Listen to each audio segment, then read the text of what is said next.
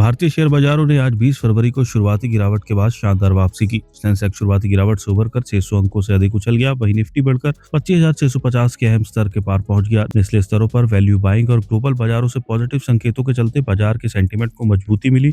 सबसे अधिक तेजी पावर, पीएसयू, बैंक, मेटल और कैपिटल गुड्स शेयरों में देखने को मिली। दोपहर 12:30 पर करीब बीएसई सेंसेक्स 603.13 अंक यानी 0.73% की तेजी के साथ 83,101.27 पर कारोबार कर रहे थे। वहीं निफ्टी 198.15 अंक यानी 0.78% चढ़कर 25,652.50 पर पहुंच गया था। इससे पहले शुरुआती कारोबार में सेंसेक्स एक समय 82,206 और निफ्टी 25,379.75 के स्तर तक लुढ़क गया था। मार्केट एक्सपर्ट्स का कहना है कि शेयर बाजार में आज की तेजी के पीछे 3 बड़े कारण रहे। पहला, वैल्यू बाइंग से सपोर्ट। शेयर बाजार एक दिन पहले गुरुवार को 1.5% तक लुढ़क गया था। इसके बाद निवेशकों ने आज निचले स्तरों पर खरीदारी की। मेटल और बैंकिंग शेयरों ने इस तेजी की अगुवाई की। निफ्टी 50 में कोल इंडिया, भारत इलेक्ट्रॉनिक्स और ओएनजीसी करीब 2% चढ़कर टॉप गेनर्स रहे। Titan, Larsen and Toubro, Hindustan Unilever, Hindalco और एनटीपीसी में भी करीब 1% की तेजी रही। निफ्टी 200 में एबीबी इंडिया 4% से ज्यादा चढ़ा। निफ्टी इंडिया डिफेंस इंडेक्स में 1% से अधिक मजबूत हुआ। फ्रांस और भारत के बीच राफेल जेट और हेलीकॉप्टर के संयुक्त उत्पादन की खबरों से डिफेंस शेयरों को सहारा मिला। जियोजीत इन्वेस्टमेंट्स के chief investment strategist VK Vijay Kumar ने बताया कि कई तरह के संकटों के बीच भी भारतीय अर्थव्यवस्था की मजबूती और तीसरी तिमाही के नतीजों में कंपनी के मुनाफे में सुधार बाजार के लिए अच्छी खबर है। अगर आने वाले दिनों में अमेरिका और ईरान के बीच तनाव कम हो जाता है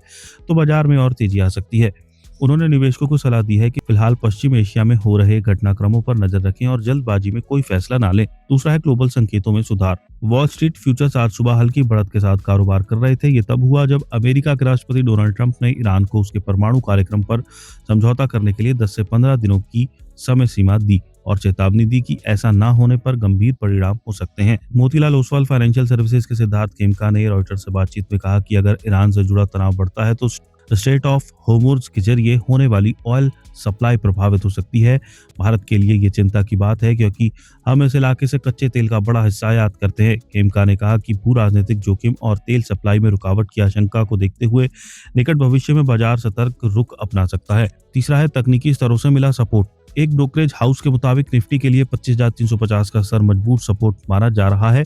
बजाज ब्रोकिंग ने बताया निफ्टी का 200 दिनों का ईएमए करीब 25,200 के पास है। ये शॉर्ट टर्म में अगला अहम सपोर्ट है। अगर आने वाले सेशंस में लगातार बिकवाली जारी रहती है तो ये स्तर भी कमजोर पड़ सकता है।